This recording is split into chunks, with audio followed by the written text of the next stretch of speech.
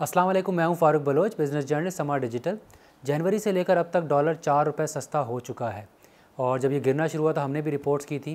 लेकिन बुध के रोज़ ये एक ही दिन के अंदर 1 रुपया गिर गया और इसने 155 रुपये की सतह को भी टच किया, जो कि कोरोना वायरस आने से पहले का लेवल है, यानी अपनी 1 साल की निचली सतह पर ही आ गया।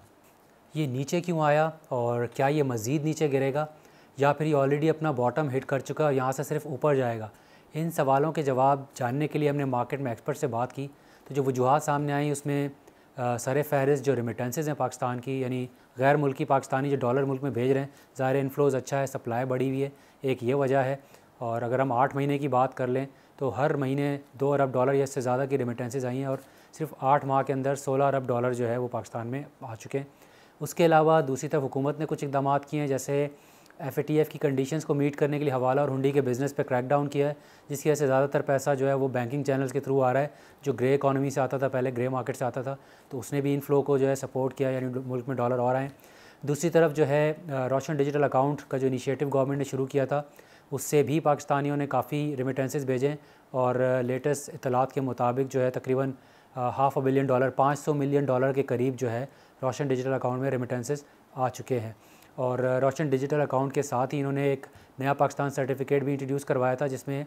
डॉलर की टर्म्स में 7% इंटरेस्ट रेट मुतारिफ़ कराया था, जो कि मौजूदा हालात में एक अच्छा प्रॉफिट रेट है, तो इसकी वजह से भी लोगों ने इन्वेस्टमेंट की है। तो ये सारे वो अनासर थे जिसने डॉलर को स्टेबल रखा। दूसरी तरफ जो एक बहुत बड़ा मसला था जब ये हुकूमत आई थी, करंट अकाउंट डेफिसिट, वो भी पिछले अगर जो मौजूदा माली साल की बात की जाए तो ज़्यादातर सरप्लस में रहा, यानी मुल्क से डॉलर बाहर जो है वो नेट बेसिस पे कम गए हैं और मुल्क के अंदर ज़्यादा हैं। तो ये सारे वो अनासर थे जिसकी वजह से डॉलर नीचे आ रहा था।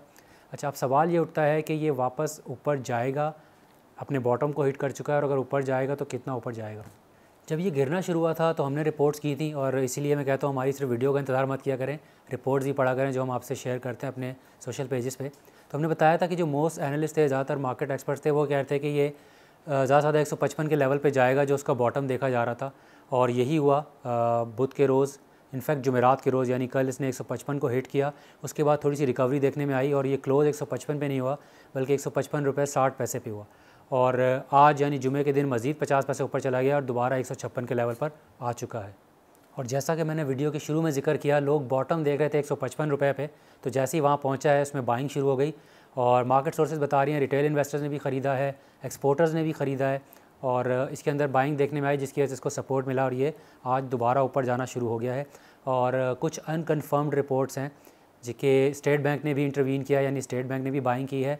और इसको कंफर्म इसलिए नहीं किया जा सकता कि ऑफिशियली ये कहना मुश्किल है, क्योंकि मार्केट बेस रेट्स हैं, सब डिमांड सप्लाई की वजह से ऊपर नीचे होते हैं, और स्टेट बैंक ऑफिशियली नहीं कह सकता, ना ही जो मार्केट सोर्सेज है वो कभी कहेंगे, क्योंकि इसको कंफर्म नहीं किया जा सकता। लेकिन एनालिस्ट इसको रूल आउट नहीं कर रहे, ये मुमकिन है कि स्टेट बैंक ने ऐसा किया हो, क्योंकि रेट मार्केट बेस ज़रूर है, लेकिन जब प्राइस अनस्टेबल होती है तो उसकी स्टेबिलिटी को इंश्योर करना, वो मुस्तहकम रहें, उसमें स्टेट बैंक का रोल ज़रूर होता है। ये पास में भी देखने में आया था, जब पिछले साल डॉलर 168 पे पहुंचा था तो स्टेट बैंक ने इंटरवीन किया था और उसको नीचे लेकर आया था। और अभी भी अनकन्फर्म रिपोर्ट्स हैं, अगेन कंफर्म नहीं है, लेकिन ये एक मार्केट से रिपोर्ट ये भी आई है कि शायद स्टेट बैंक ने भी बाइंग की है, क्योंकि प्राइस को स्टेबल करने के लिए कि ये बहुत ज़्यादा ना गिरे, बाइंग की। और दूसरा रीज़न ये भी है कि जब बॉटम पर आ गया तो ज़ाहिर है डॉलर सस्ता था, तो ये स्टेट बैंक के लिए भी एक अपॉर्चुनिटी है कि वो मार्केट से डॉलर ख़रीद के अपने रिज़र्व्स को एक्यूमुलेट करे, रिज़र्व्स को बिल्ड करे। अगेन ये अनकन्फर्म रिपोर्ट्स हैं, लेकिन एनालिस्ट कह रहे हैं इसको रूल आउट नहीं किया जा सकता, मुमकिन है ऐसा हुआ हो। अच्छा, एक और चीज़ इसी तरफ मैं आपका ध्यान दिलाना चाहूँगा, वो है रियल इफेक्टिव एक्सचेंज रेट, जिसका 2-3 दिन पहले डेटा अपलोड हुआ है, और इसमें मैं बात करूँगा कि ये बेसिकली एक इंडिकेटर होता है। This is not the only indicator, लेकिन ये एक इंडिकेटर ज़रूर होता है जिससे अंदाज़ा होता है कि डॉलर को कहाँ होना चाहिए। रियल इफेक्टिव एक्सचेंज रेट या रेयर जो है, अगर ये नंबर 100 पर हो तो इसका मतलब है डॉलर और पाकिस्तानी रुपी जो है वो पैरिटी पे हैं, वो बराबर हैं, दोनों अपनी फेयर वैल्यू के ऊपर हैं। मिसाल के तौर पे नवंबर 2020 में जो रेयर का नंबर है वो तकरीबन 100 के बराबर था, और उस वक्त $1 158 रुपये का था। तो इसका मतलब ये है कि ये बड़ा इंपॉर्टेंट है कि ये नवंबर 2020 में अगर डॉलर 158 का था और जो रीर का नंबर है वो 100 के करीब था, तो इसका मतलब डॉलर और रुपये पैरिटी पे थे। उस वक्त के लिहाज से डॉलर जो है 158 रुपये का होना चाहिए था, इस लिहाज से ना तो वो महंगा होता ना सस्ता होता, यानी डॉलर को वहाँ होना चाहिए था। अगेन ये एक इंडिकेशन होता है लेकिन इसका मतलब लाजमी तौर पर ये नहीं कि डॉलर को यही होना चाहिए, but it's a good indicator कि इससे पता चलता है कि अगर नवंबर में ये नंबर 100 के करीब था तो इसका मतलब उस वक्त डॉलर 158 का था, तो उसकी फ़ेयर वैल्यू है। उसके बाद मैं आपको दूसरी मिसाल देता हूँ, अगर ये नंबर 100 से नीचे गिर जाए, यानी 90 की उसमें आ जाए या 80 में आ जाए, तो इसका मतलब ये होता है कि जो पाकिस्तानी रुपी जो है वो बेसिकली सस्ता हो गया और डॉलर ज़्यादा महंगा हो चुका है। इसकी मिसाल देता हूँ मैं आपको कि अगस्त 2019 में रीढ़ का जो नंबर है वो 92 के या 91 के आसपास था और उस वक्त $1 167 रुपये का था, और उसी महीने में एक पॉइंट पे 169 के करीब भी तकरीबन चला गया था, जिसका ऑल टाइम हाई था।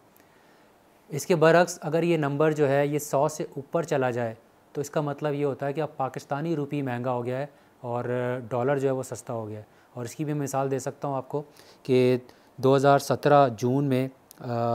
ये जो नंबर था ये 121 के करीब था और उस वक्त $1 105 रुपये का चल रहा था, जिस वक्त लोग शोर मचा रहे थे कि पाकिस्तानी करेंसी बहुत ज़्यादा ओवर वैल्यूड है। अब अगर आप देखें IMF प्रोग्राम में जाने के बाद से रीढ़ का नंबर कहाँ है, तो स्टेट बैंक के जो डेटा है उसको देख के ये लगता है कि इसको इन्होंने 91 से 99 के बीच में रखा है। यानी पॉलिसी ये नज़र आ रही है कि इसको 100 से नीचे रखना है, यानी थोड़ा सा डॉलर महंगा होना चाहिए लेकिन रुपये को महंगा नहीं होना चाहिए। तो 158 को अगर हम अस्यूम कर लें, क्योंकि लेटेस्ट डेटा मेरे पास नहीं है कि वो फेयर वैल्यू है, तो 158 से नीचे जब आना शुरू हुआ तो was only a matter of time कि स्टेट बैंक ने कहीं ना कहीं इंटरवीन करना था या इसको ऊपर जाना ही था, इसको रुकना था। और ज़्यादातर जो एक्सपर्ट्स थे वो ये कह रहे थे कि 155 जो है वो बॉटम हिट करेगा, और ऐसा ही हुआ। उसके बाद ये ऊपर जाना शुरू हो गया। एक बार फिर दोहरा दूं कि रियल इफेक्टिव एक्सचेंज रेट या रीढ़ जो है ये एक इंडिकेशन है,